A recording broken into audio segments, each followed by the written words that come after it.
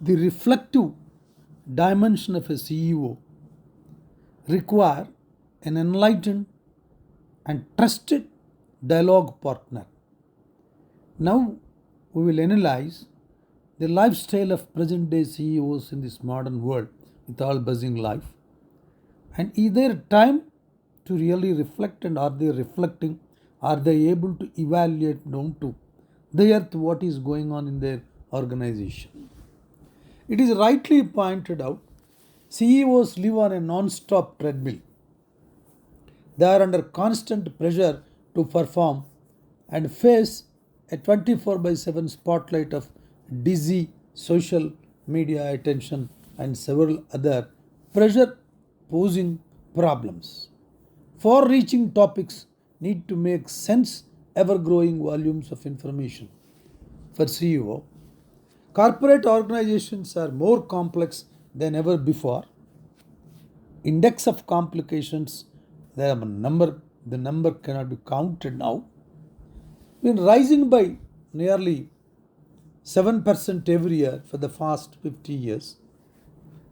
Deep thought and reflection are casualties of high pressure and high stakes environment as CEOs rush from event to event and decision to decision. Downtime is often regarded as a wasted time. CEOs who do make time to reflect, however, say that it is time well spent.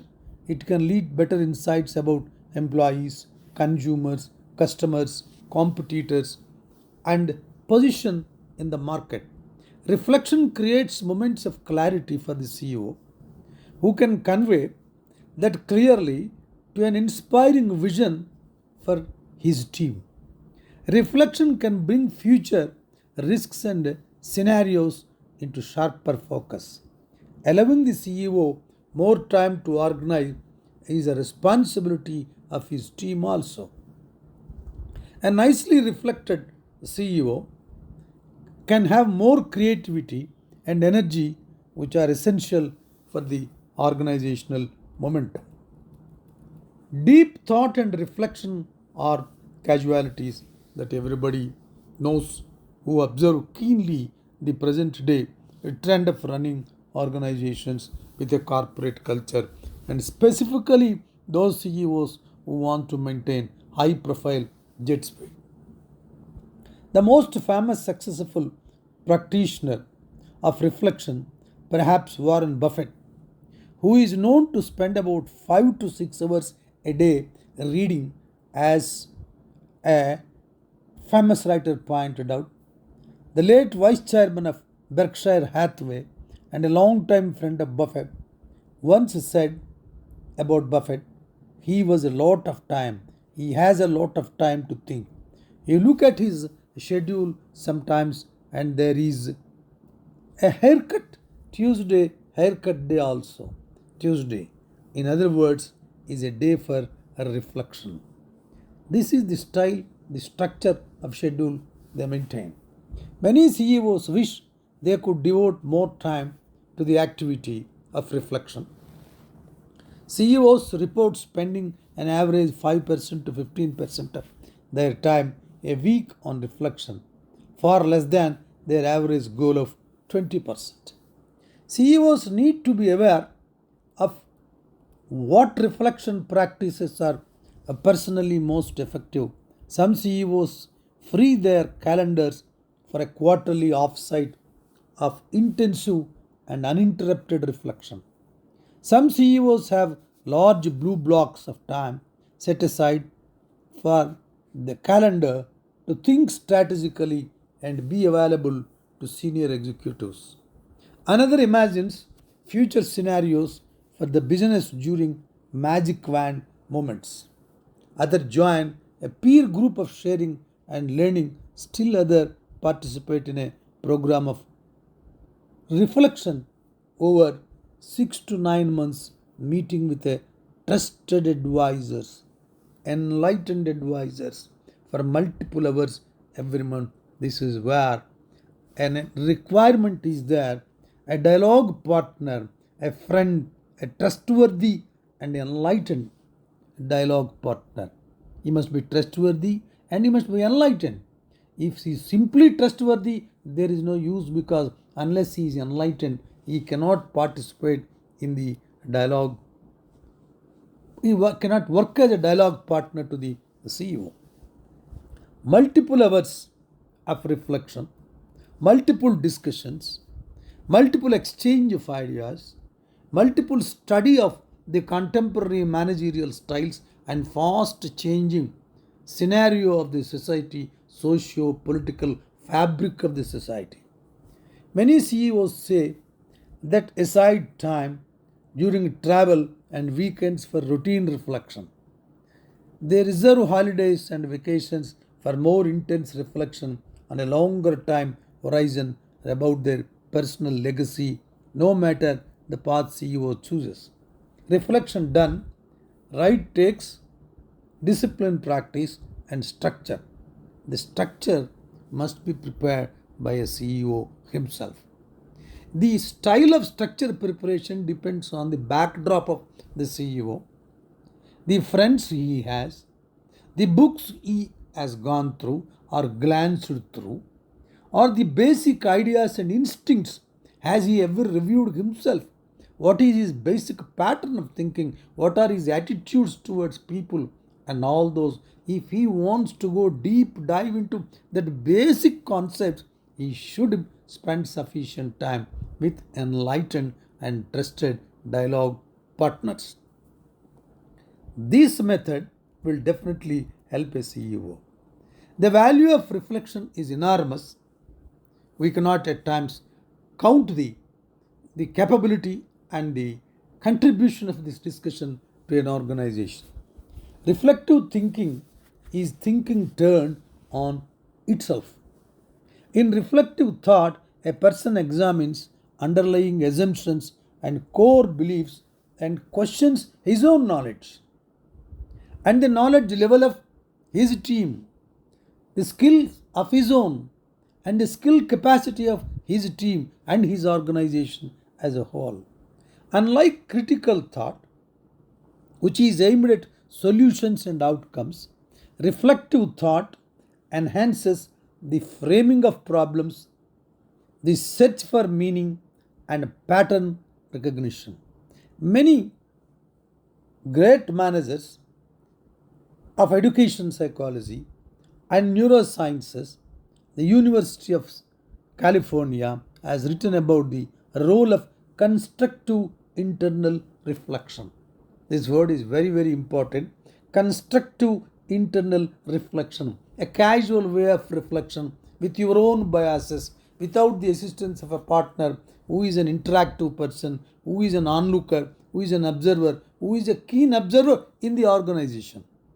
Unless you have such partners as dialogue partners, your reflection will become very casual. That will not help you. You may be personally thinking, the CEO may be personally thinking that he had enough of time, that he has reflected a lot, but that will not contribute constructively and creatively to the organization. Reflective thinking engages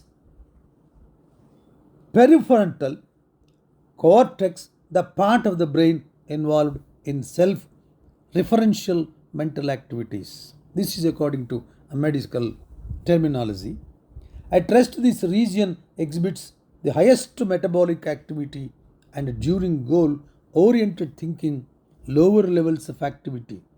In other words, reflective thinking and critical thinking exist at opposite ends of a digital switch where one is on, the other is off.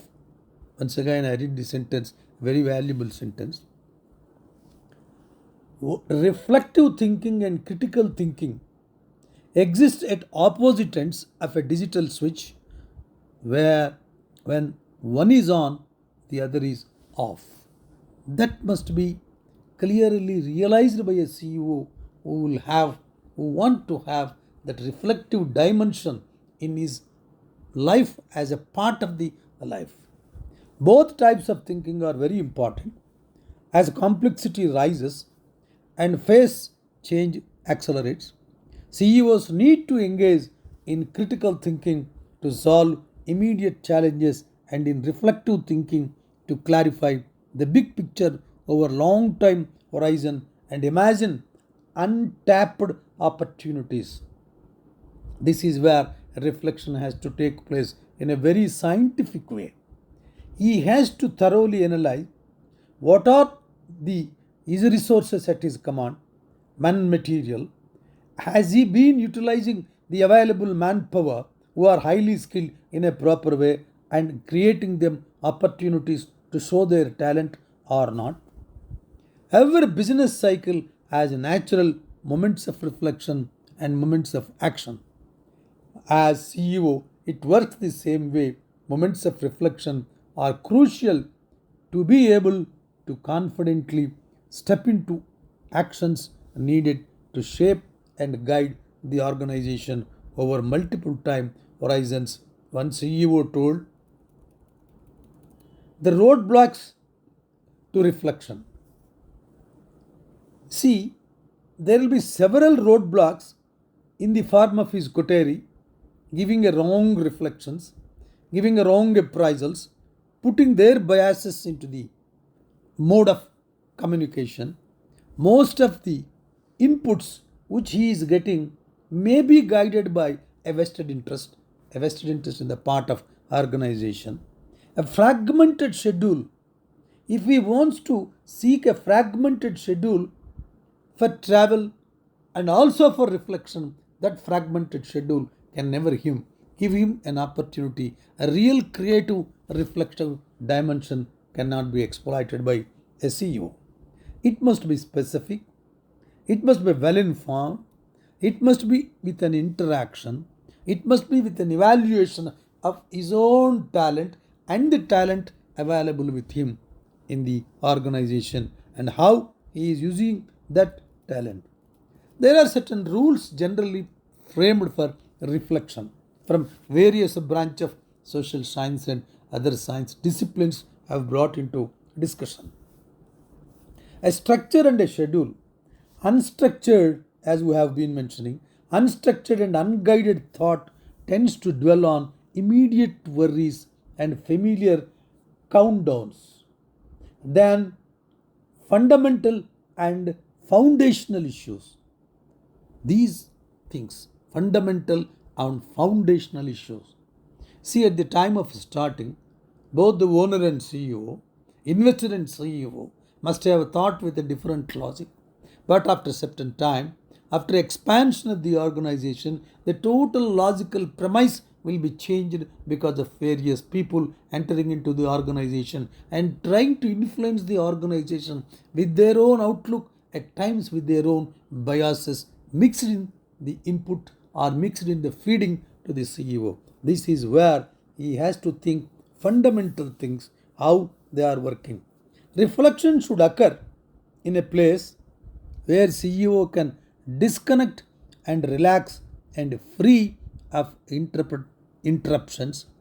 But even there, he should have a partner or one or two partners who are enlightened and trustworthy, who are insiders of the organization, who have the habit of analyzing the organizational process, who have the adept capacity to apprise him what is actually happening, what is the organizational behavior, to what extent it is drifting from the fundamental objectives of the creation of an organization, and what is actually being done by different branches, what are the violations, where there are deviation. That reflection must be shared with a dialogue partner who is enlightened and who is educated highly.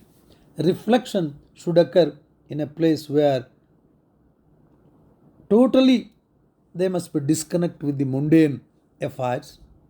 It must be designed in its own way, whether it is quarterly or once in a week or once in a month, depending on the time limit of the CEO. But reflection and learning. A reflection shall not be attached along with relaxation. A reflection and learning. A reflection, what for the reflection? It is for learning what is happening and preparing a future plan. It also must connect with the peers outside the industry, what they are doing, what the peers outside the industry of the similar business or other businesses, what is their success mantras, what are they following, what is the culture they have built up, how the culture built up by that organization have helped them to go forward with more velocity or less velocity than you. Why that velocity? What is the difference? What is your plus points and what is their plus points? What is your negative points and what is their negative points? That sort of colossal discussion must be done with an enlightened and trustworthy partner or a dialogue, a partner. Once CEO learned this skill, he can practice on his own way with somebody he trusts. More than many number of CEOs, more than 400 executives have gone through several advisory program which is tailored to individual needs to help CEOs and enlighten the CEOs in fragments or in certain segments where they are not equipped well, where they are not where they did not have time to learn. That must be done. So the reflection is for learn, unlearn, and relearn. These three must be the salient features. Once again, I repeat: learn, unlearn, and relearn. This process has to be reflected by the CEO along with the trusted person which he must be enlightened. If you think that a fellow who is working whatever he is whatever he is instructing is trustworthy, I am sorry to say, in this academic particular aspect or the dimension of reflection, it is not at all useful. The trustworthiness means the dialogue partner must be basically enlightened and educated. He should have the character. He should have the ability to give him his view. CEO may agree or may not agree with his partner, that his partner, this dialogue partner, must have the audacity and must have that individual perspective to communicate, irrespective of a feeling, irrespective of having a doubt that whether it is acceptable or palatable to the CEO or not. Majority of the partners, the enlightened dialogue partners which participate with the CEO certain things may not be palatable to CEO. It does not mean the dialogue partner is wrong, because the dialogue partner is giving his view from his viewpoint, from his backdrop, from his thinking process are the tools which he is equipped with. CEO must be having a higher level of tools, but he has to hear the dialogue partner who is an insider, whose business is more analyzing, understanding, and keenly observing what is happening in the organization. This word I am emphasizing, that keen observers, they have a bigger role to become a dialogue partner to the CEO, to apprise him what is exactly happening, what do they think as a solution. Every solution may be accepted, may not be accepted by the CEO. That is his discretion as investor and number one in the organization. But he has to listen to these dialogue partners, and he should have these dialogue partners who are enlightened and trustworthy, who are interested in his welfare or in the welfare of the organization in toto. This is a necessity. Hence, we can say that reflective dimension of a CEO require trusted, enlightened dialogue partners. Thank you very much.